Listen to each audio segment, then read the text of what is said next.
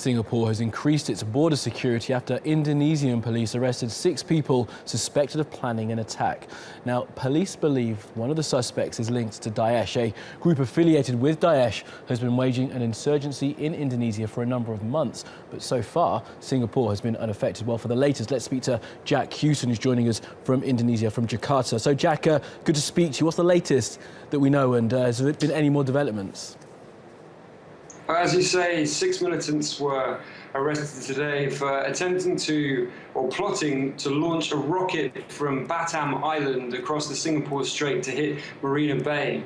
For those who don't know Marina Bay, it's an iconic waterfront right in the heart of Singapore, a lot of glitzy buildings, a lot of restaurants, tourists.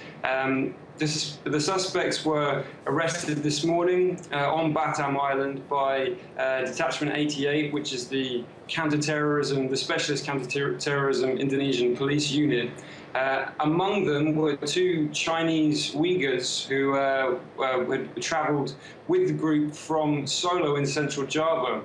One of them was connected to a terrorist bombing there on July 5th.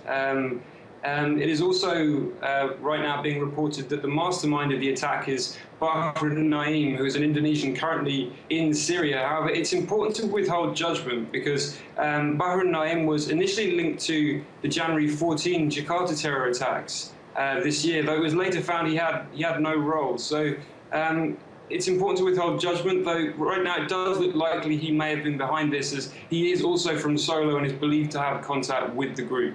And Jack, just explain to us just how big the threat of militancy is currently in Indonesia and the region. Well, to some this might appear as a close escape, because it sounds like a dramatic plot, but in all likelihood, a team of militants from Solo, it seems very, very unlikely that they'd be able to successfully pull off an attack like this. Marina Bay is about 10 kilometers from Batam, and to fire a rocket that far and accurately would be a kind of quantum leap in terms of the technology that's been witnessed being used by Indonesian jihadis thus far.